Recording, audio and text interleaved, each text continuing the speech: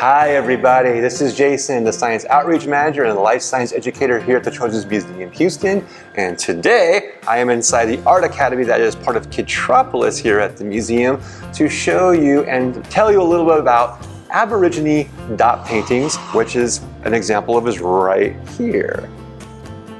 Okay, so before I actually show you how to do the dot painting, I feel it's important that I tell you a little bit about what Aborigine dot painting is, why I'm telling you about it. So first of all, it's nice because it is art, and I'm really into art, as some of you may know who watched my art videos. But this also falls under the realm of cultural anthropology, which is the study of how certain societies, certain cultures form, grow, and evolve.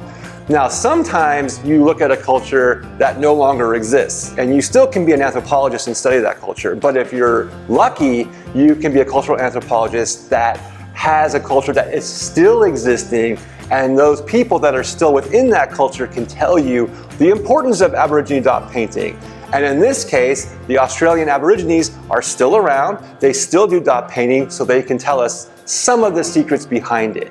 Now, this Aborigine dot painting is considered the oldest art form in the world. It's older than the caves of Chavot, Lascaux, all that art in those caves in France. It is old, 7,000 years old. They've been doing these paintings for that long.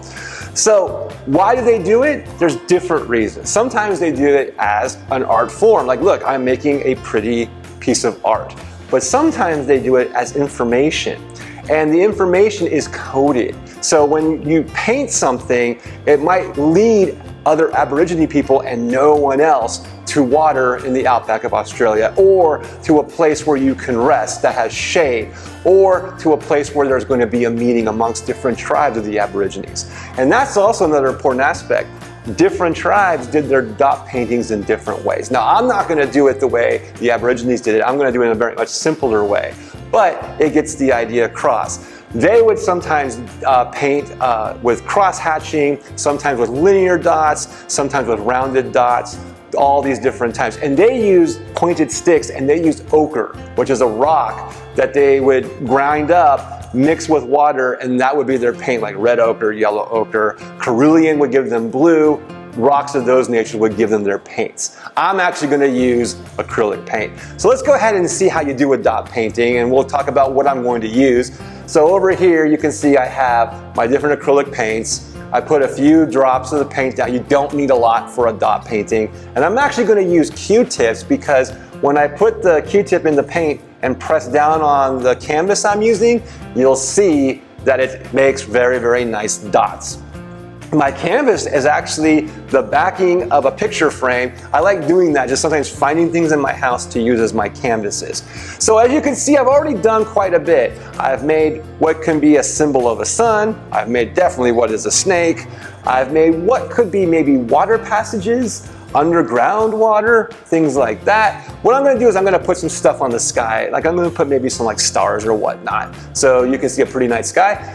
And it's really simple. All I'm going to do is I'm going to start with white. I'm going to grab one of my Q-tips. I'm going to dip it in very carefully. And then I'm just going to make dots. And who knows what a star pattern is, right? I mean, I could be pretty much any way I want to make it. But I make these dots. It's okay if they're not necessarily filled in. You can fill them in a little bit later just by doing that. But really what you want to see is all these individual dots forming. Okay, y'all see that? So then I'm going to add some yellow. So I'll get a clean clean Q-tip, and I'll go ahead and dip that in. And I'm going to go around the edge like that with this one. And then I have that pattern, and again, I got some of my dots aren't exactly filled out. I'll just flip my Q-tip around and I'll add some more paint to each of the dots that aren't filled out. You do want to be careful though that you don't get so close or press so hard that you can't see the dots. And then I'm going to grab another clean Q-tip, go ahead and get my blue. This is acrylic paint. You can use tempera. You can use whatever paint you want. You can also buy ochre that's already ground up for you and mix that with water and use ochre paint, so you can do it much more similarly as the Aborigines did it. Now, way back when, I wouldn't have been allowed to do this. This was almost a sacred art. Nowadays, there's a lot less restriction on that, but it's still very, very good if you're especially around the Aborigine people to ask them, hey, can I go ahead and do this? If I was teaching in Australia, I would ask permission. Here, I would still like to ask permission, but it's a little bit more difficult, okay? So, right there, that's my newly added addition to my dot art. It could be a cloud, could be a star. I gotta think about what I wanna do. But like I said, back when, they used to use this as information a lot for the other Aborigine people to guide them to certain places. Now, if you make a dot painting, I would love to see it.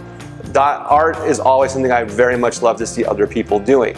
So if you go make a dot painting of anything you want, go ahead and take a picture of it, make a video while you're doing it, and go ahead and put it up on our social media. We have Twitter, we have Facebook, we have Instagram.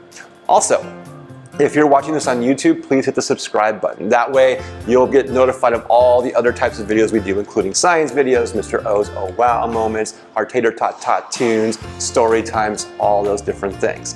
With that, I hope you enjoyed seeing how to do a dot painting. Hope you're having a great day. I do hope to see you at the museum soon. Bye for now. See y'all later.